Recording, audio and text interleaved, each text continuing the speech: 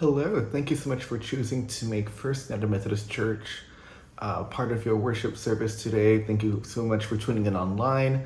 Today, rather than have Rev Kev give a message, we actually have several men from our men's group, Stand Strong, come together and present some of their stories and testimonies of just how impactful this group has been to them and their lives. Hope you enjoy. Stand Strong Men's Devotional Group began about 4 years ago as a small group of men gathered just to read the Bible and study devotions. We discovered early on about the armor of God and how we are protected. We adopted the concept and purchased challenge coins like this that we share with people who are invited to join us in our faith. We moved to Wednesday morning and our numbers began to grow. We now meet at 8 o'clock every Wednesday morning for devotions, support, and prayers.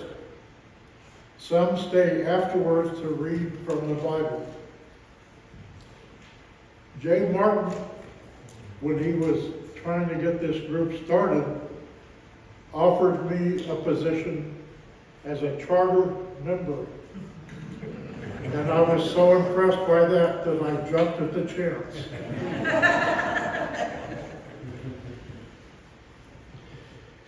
We began a rotation of members for presenting the devotions and providing coffee and kolaches. I believe the kolaches is a big draw to get people to come. Our numbers grew to 15 to 18 members.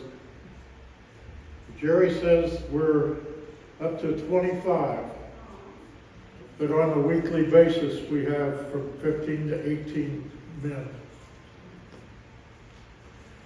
We became a force within the church, providing support for all.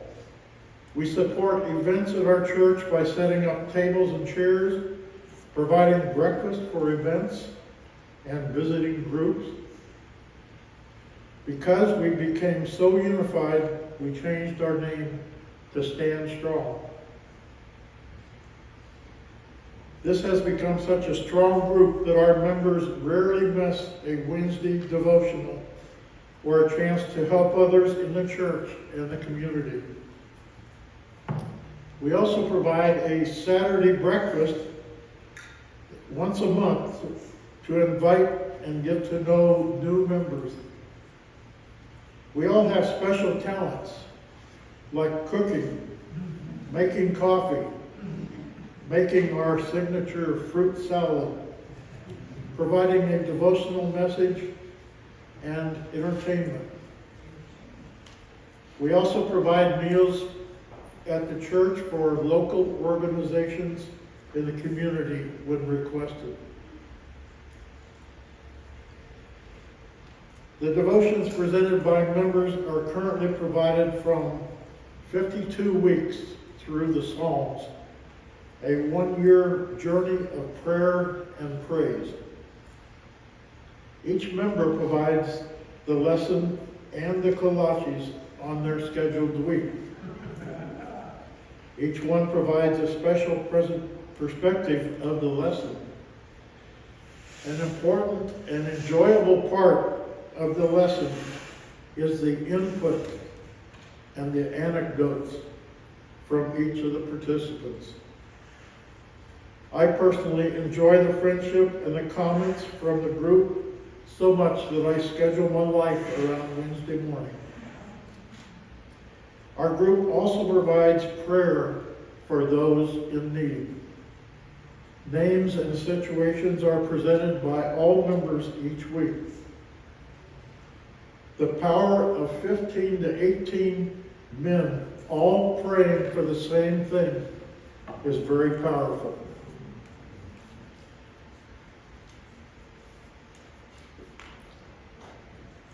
I have benefited from the power of the Stand Strong prayers on 2 occasions when I asked for prayers for my son during very troubling times.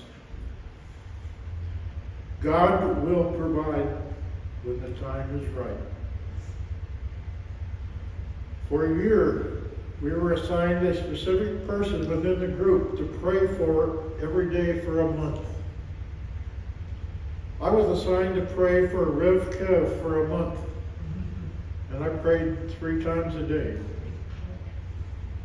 We saw the benefits and results in God's time. The power of 15 to 18 men all praying for the same thing is very amazing.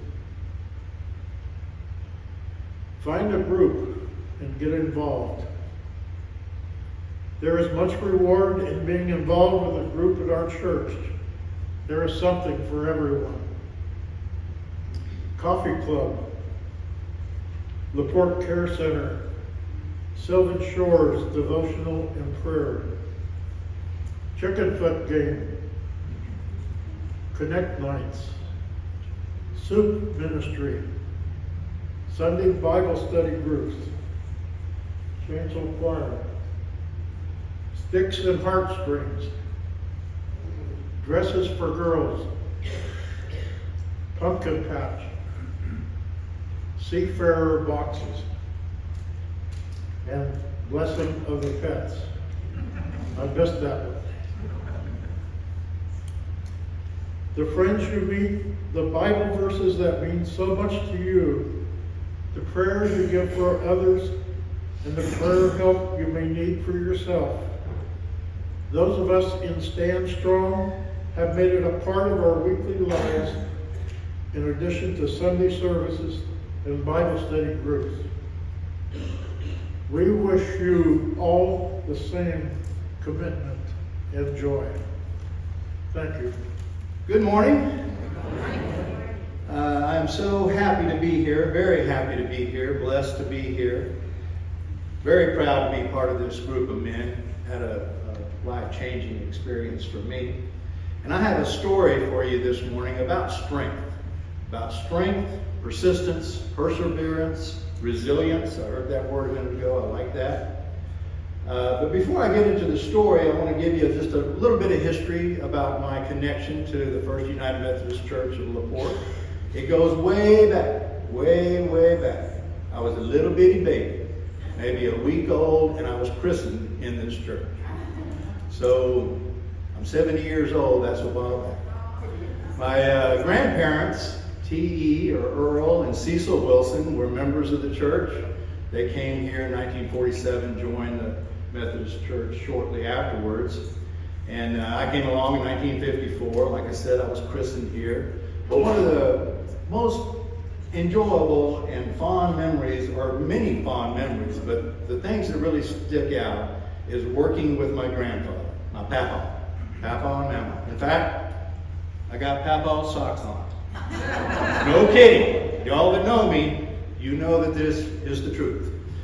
But anyway, this story is it occurred on a very, very cold winter night. I'm talking, it was cold. Teeth chattering, cold. It was cold. And I was visiting, I was an adult, I think it was sometime in the 80s. And I was visiting my Mama and Papa that evening, and Mama gets a phone call from a member of the church, elderly lady living by herself, and her pipes had frozen. And she lived in a trailer. I don't think the trailer park is there any longer. It's on Broadway towards Shore Acres, right before Shore Acres Boulevard on the right-hand side there. And so, like I said, it was cold. It was a very cold night. Mama hung up the phone, says, Earl, you and Cliff go down to Miss So-and-so's and help thaw out her water pipes. They're frozen, she doesn't have any water. So Papa and I grabbed our coats and our gloves and off we go. We get down there, sure enough, pipes are frozen. They haven't busted yet, they were frozen. Any of y'all ever thawed out water pipe in a house trailer? Well, the deal is, this is how we did it. And, this is how we did it. It wasn't the first time we had done it. But we got a hair dryer, a blow dryer, and we get up underneath the house trailer, blow on that pipe, there was a metal pipe at that time, the main water line coming in, we'd heat it up, and we'd take turns back and forth. I told y'all it was cold, right? Yeah, about that time I was thinking I should have grabbed 2 coats, 2 gloves, long johns, everything else that I had, but anyway, it was cold.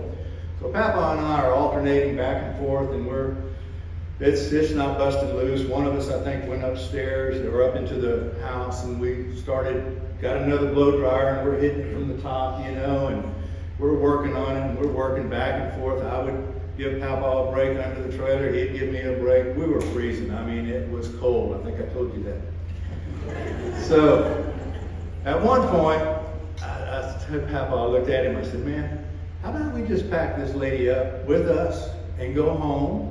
And then we'll come back tomorrow or later when it thaws out and we work on it. Oh no, Papa didn't even blink, didn't stop, didn't skip a beat, didn't even say anything, I don't think. Just kept on working. So of course I had to keep on working.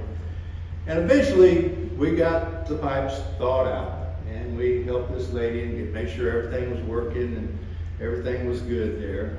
And went home, Mama had us a nice hot cup of cocoa and so I remember that story. It's a fun story to tell, but it's a story of not giving up. My Papa was a strong, strong man. Work ethic like nobody's business. And here I was ready to go home, It was cold. It was cold night. So anyway, I want to share that story with you, a story of strength, and hopefully you can remember that. And again, my connection and working with my Papa meant a lot to me. To see Corey and EJ here today as grandfather and grandson, that was fantastic.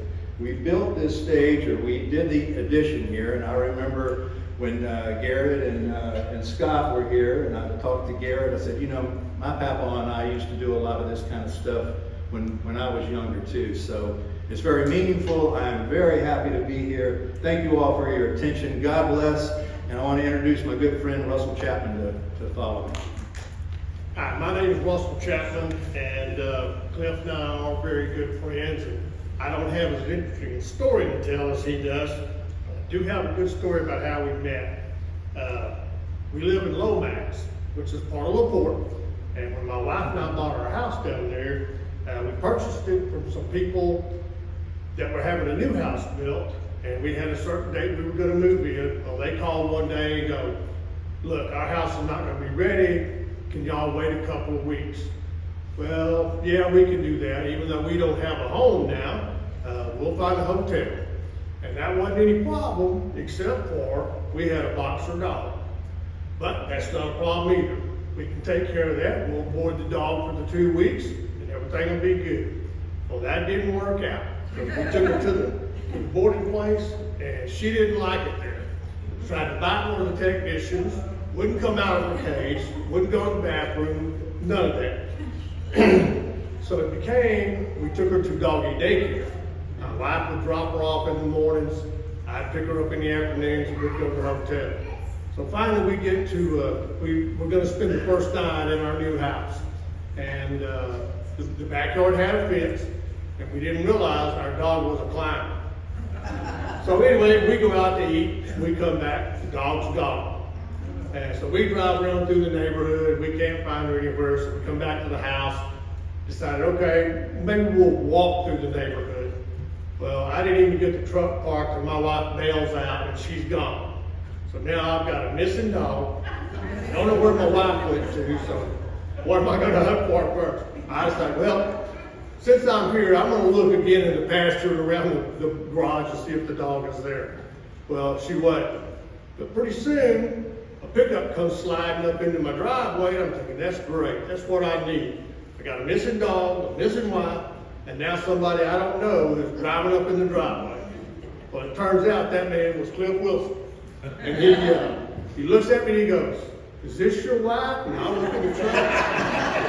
Yeah, that's her. So at least I got my wife back. And so we stayed around talking for a little while, and Debbie and I go out, we look through the neighborhood some more, can't find her. We walk back up to the garage, and the dog comes out of the garage. I don't know how long she'd been there, but she was there, which that was a good thing. So anyway, Cliff and I became very good friends. We're not only neighbors, we're very good friends.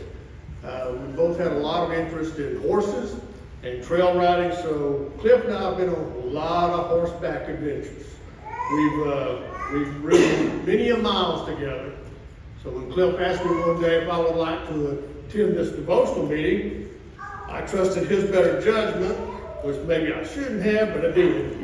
And he invited me to come to the devotional. And now it's gotten to be where I don't like missing on Wednesday mornings. I belong to a couple of other groups from where I worked, and we have a breakfast once a month. Sometimes I go, sometimes I don't, but I don't like missing these Wednesday devotionals. What I found was all of these men are men of God. They're very, they're very dedicated to this church. They do a lot of things for this church that maybe somebody else would have had to pay for. As for instance, building this stage up here, and somebody mentioned about moving tables and chairs. We move a lot of tables and chairs for different events. And a couple of times we've parked cars around the church, and we've parked a lot of cars. So this group, Larry's already touched on it, serving breakfast for other events, for other groups that request it. I do enjoy the breakfast on Wednesday mornings, and the breakfast on Saturday morning is really good. So anybody wants to come to breakfast on Saturday mornings, y'all need to come here. One of the first things I noticed about this group was they were not judgmental. They didn't ask me what my background was. They didn't ask me what kind of work I did, or if I was retired or whatever. They didn't ask any of that. And just so you know, I was raised in the Baptist church. I'm not a natural Methodist. But they accepted me for just what I am. And from the very first time I ever met with this group, I felt very comfortable with them. And now I consider all these guys very good friends. Now I've been coming out to these breakfasts or these devotionals for over 15 months, and like I said before, I don't like missing on Wednesday mornings. If I have to, I'll schedule doctor's appointments or my wife's doctor's appointments, anything but Wednesdays, because I want to be here on Wednesday morning. One of the great things I found about this group is 18 months ago, our oldest daughter became ill, and she was admitted to the hospital, and she spent 5 months in the hospital. She ended up contracting a staph disease, which led to sepsis infection. She became a quadruple amputee. And these guys have been with me through this whole journey. It seldom ever fails on Wednesday that somebody doesn't ask about our daughter, and she's doing well. And I appreciate that very much. So, like I said earlier, not only do I like the devotionals, I consider these guys friends. And if you get a chance, you want to come to make some good friends, come to this Wednesday devotional. You'll enjoy it. Well, I get to follow that up. Amazing. I was told it's a privilege to be the last guy to speak. That's wrong. They've always said a lot of great stuff, you know. I do want to say Kevin is a very brave man. We warned him. We had his career in our hands. One slip of the tongue, he may be cleaned out the porta cans. I don't know. But you know, we have a glue amongst all these guys, and of course you've heard a lot of it already.